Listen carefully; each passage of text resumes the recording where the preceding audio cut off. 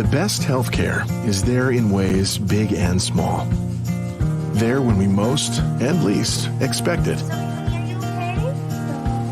We may not see it, but we feel it. It lets us know we're not in this alone.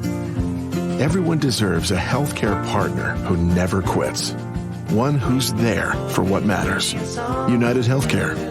There for what matters. It's Not Your Fault is a podcast for parents, caregivers, and young people navigating the world and its challenges. Here's your host, Brandon Jones. Greetings, everybody, and welcome back to another installment of It Is Not Your Fault, a teen mental health podcast. I'm your host, Brandon Jones, and on today's episode, we are going to talk about modeling healthy coping behaviors. Not a new topic to the podcast, something we've talked about before, but as we enter into the new year, many parents and caregivers are thinking about how are they making an impact on the young people in their lives. How are their behaviors showing up? What are they rubbing off onto their children? And what should they be doing different as they go into the new year? And also, as we always do, we like to talk to the young people as well on the podcast. What can you be doing to model behaviors? You have friends, you have colleagues, classmates, you have teammates, you have influence. What are the things that young people can do to model healthy behaviors as well? Believe it or not, we are in a society where influence is extremely important, where people pay attention to who and how things are, who and how you are. And people pay attention to if you have clout or status. It's one of the, actually, I think, and I'm going to be doing a lot more talking on this this year. It is actually one of the more, I will say it this way, it is actually a currency. Attention, clout, status is a currency. And what I was going to say is that it's one of the most important things that young people are after today. And I say that because I've been paying a lot of attention. Last year I wrapped up 2023 doing a 4-part series with a group of young teenagers who lived in the North Minneapolis area. Now, the group was pretty vast in the age range. I typically wouldn't do a group like this, but we had from 6th grade all the way up to 12th graders involved in this group. And in the group, we talked about 4 different concepts. We talked about what is trauma. We talked about forgiveness. We talked about our ideas of healing or self-care. And then we also talked about healthy relationships. Now, we didn't talk about them in that order. I mixed the order up there a little bit. But one thing I learned was these young people really have narrowed. And I'm saying this based on their current experiences and what I've seen over my career. This current generation has really narrowed their basic kind of functions and needs to respect and to really not, the way that they would say it is not to be finessed. And sorry that I'm now have all my words together. I'm trying to not use language that many of you wouldn't understand. And I'm trying to also tell you how they told me. So these young people, they don't want to be finessed. They don't want to be played. They don't want to be tricked. They want people to give them their just due. So ultimately what they're asking for is justice. They want to be treated with just due and correct action. They want to be given their fair shake, so to say. But in their lives, they have so many people who are, quote unquote, getting over on them, who are running plays on them, who are hitting licks on them. I'm using the language of the young people. There's so many people in their lives who are not showing up and being consistent that these young people are unsuspicious. They're just suspicious all the time. They're on hyper alert. They don't build trusting relationships. They're really, really struggling to identify people that they feel comfortable with or even safe with. And in turn with that, the other thing that these young people are struggling with is this idea of clout, this idea of status, being someone of significance. And really what I think this is about is these young people's concept of striving for why do they matter? What makes their experience important? Why is their existence in this life, society, world important? And how they measure that is amongst themselves, the things that they have or they don't have. comparative to their peers. So whether that's a brand new cell phone, whether that's so many people who follow or like them, whether that's how many people say that they wore a nice outfit or like their artwork, whatever it is, they're all seeking clout. And I think that is one of the most dangerous things that a young person can use to validate their existence is clout. And if they don't have the clout, or if someone disrespects them or disrespects their clout, then it becomes a problem. It becomes traumatic. It becomes something that chips away at their mental and emotional health. And this is something that I'm really terrified with when it comes to young people, is that our young people have lost their vision for the future due to the trauma that they've experienced. A lot of our young people have lost the faith in the adults in their lives because the adults aren't showing up as consistently as they should. And this is why I wanted to talk about modeling healthy behaviors and modeling specific coping behaviors so that our kids have an idea that, hey, at least the adults can understand what we're going through, or that they can, give us a glimpse of hope of how to persevere through some of these tough times. Because a lot of these young people are not believing this. And one of the things I wanted to always do with this podcast was give you all the real information, bring research to you and reports that most people won't read, but unless you're a nerd like myself, but also tell you what's really happening with many of our kids here, in the United States. It's not as peaches and cream and easygoing and rainbows and unicorns as people want to see. And I'm talking more specifically about Black children, to be honest. A lot of the work that I've done has been with the Black community throughout my entire career. And one thing that I've noticed is that there has been a regression in the trajectory of young people, Black people, whether we're talking about academics, social emotional development, relationship, family dynamics. There's been a significant regression where we see high rates of Black children who are in homelessness, who are in highly mobile and transitional programming, who are now being involved in domestic programs. I almost did a podcast on this.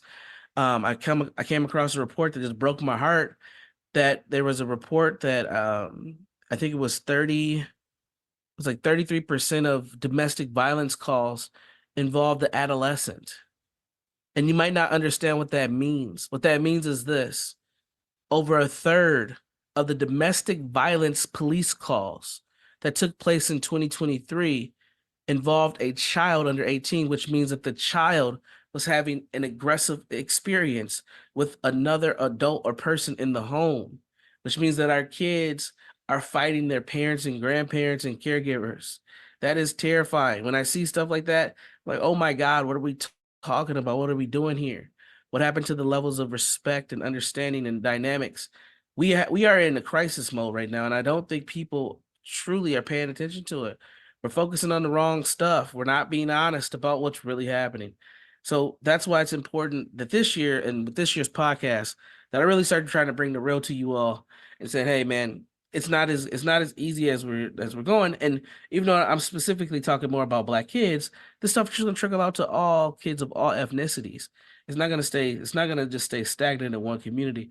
So it's important for us as community members, as parents, grandparents, caregivers, youth workers, educators, whoever, to really start being honest about what's happening and say, hey, we have an unhealthy culture right now, and our young people need us more than ever. So with that, let me get into some of the tips of what we can do to model these coping skills and these coping behaviors.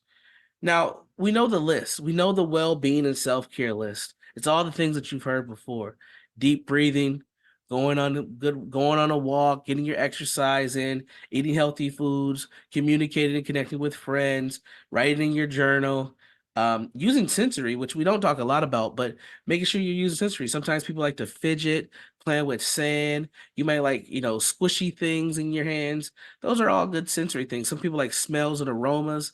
Those are good as well. Positive self-talk's another huge one. And even pets, other life forms that are around, plants, pets, all these types of things can also help with your well-being. But it's subjective. It depends on who you are and how you are. For some people, buying a cat is not self-care. It's anxiety provoking. For others, it might be one of the best things you can do. But we really have to start seeking out what do we need for our own self-care. Really, what do we need to maintain ourselves and it be sustainable in our well-being is so important.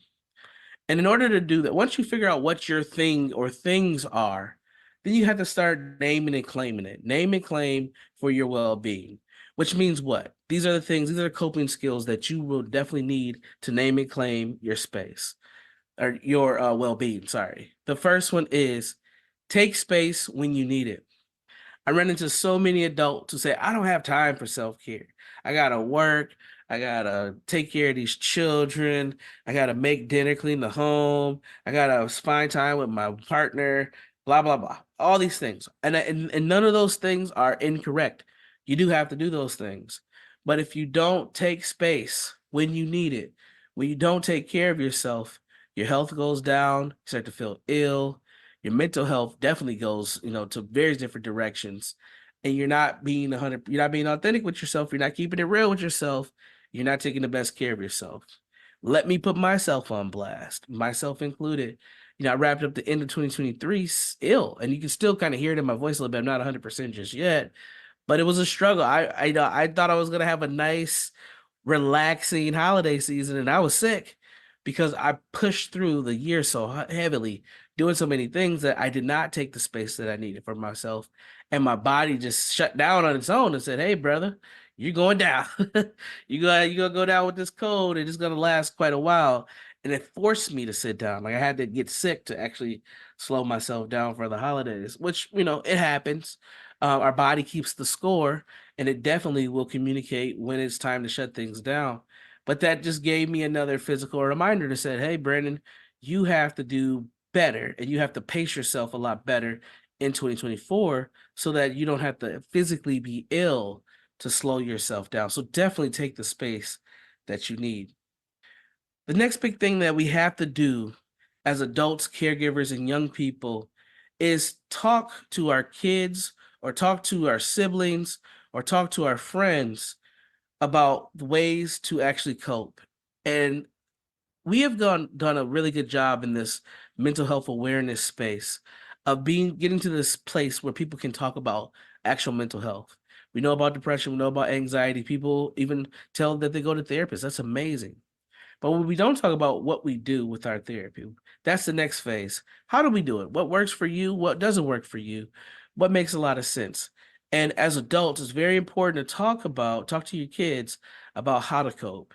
One of the things that I surprised one of our friends, unfortunately, my mother-in-law passed away in 2023. And when we were at her funeral, one of my wife's friends she was assisting with our kids during the funeral. And one of my daughters, which is my 2-year-old, she was just out of control. She just couldn't keep it together. So I took her out and we're all in the hall. It's me, my wife's friend, and my 2-year-old. We're in the hallway and I look at my 2-year-old. I say, okay, hey, you got to breathe. You're not breathing. She's crying. Her body's just dysregulated. And I said, hey, you have to breathe. We have to breathe. And I said, look at daddy.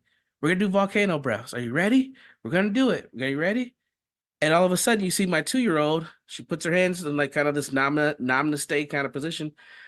She takes a deep breath and she goes, and she does this 3 times because that's the practice that I taught her. Is whenever you get to this space of that you can't control yourself, you do volcano breaths. Now she's 2; she's not gonna do the volcano breaths perfectly every time, but in that moment, she was able to collect herself. And then when we were done with the volcano breath, she wasn't crying anymore, and she was listening. And my wife's friend was looking. She watched this and she was like, what kind of magic spell did you put on your child to have her do volcano breaths? But she's never seen a 2-year-old do something like that. But that's a practice that we've been talking and playing with her and doing these things for months. So it was a normal thing for her. But again, it was teaching and talking to the 2-year-old about calming yourself down when you get out of control. And it's so funny, even to this day, she still has these little techniques that she does. So if she ever gets dysregulated, like after she's done eating, and you know how kids like to throw their food around and stuff, and we'll say, you need to breathe, you need to calm down. And you see her close her eyes and she'll put her fingers together and she'll go. And sometimes we catch her just doing this on her own. because we've taught her how to, build her own coping skills. And we did that for all three of our children. But the 2-year-old, if a 2-year-old can do it, I know adults can. Show your feelings, even the painful ones. So many adults hide how they truly feel because of the shame and the guilt, and they don't want, people in their lives to see that they're going through something. But it's important for you to be able to show that and that you're human. A lot of young people don't believe that their parents care. And when I hear things like that, they just really don't believe that their parents are connecting with them or understanding what's actually happening, because their parents never show any type of emotion outside of anger about how things are going. So definitely show those emotions as you're sharing how to cope and talking about what's going on. And then the last thing that I will share here before we close out the podcast is be kind to yourself. Man, we put so much on ourselves that we are not kind to ourselves. We don't give ourselves accolades. We don't pat each other we don't pat our own selves on our back. We don't even have a lot of positive affirmations to who we are and how we are. We are so hard on ourselves because we've been conditioned to do so. If we make a mistake, you're supposed to correct that mistake. You're supposed to do better. But we're not, we don't teach ourselves, we don't socialize ourselves to be kind to ourselves. And if you want to do anything for 2024, I would encourage you to be a better cheerleader for you. Be kind to yourself. Support yourself a lot better. Give yourself some space. Demand that space. Give yourself some credit. Give yourself some humor. Give yourself some love. To check out previous episodes of It's Not Your Fault, or to learn more about Brandon Jones, log on to ShalettaMakesMeLaugh.com.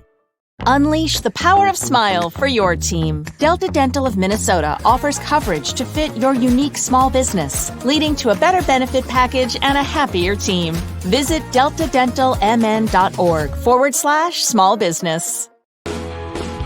It's not just another day in your life. Things are changing for the better. At Comcast, we see those changes, and we're thinking about how we use technology today to live, work, learn, and play. And we're building for the future now, so we're better prepared for the wants and needs of tomorrow.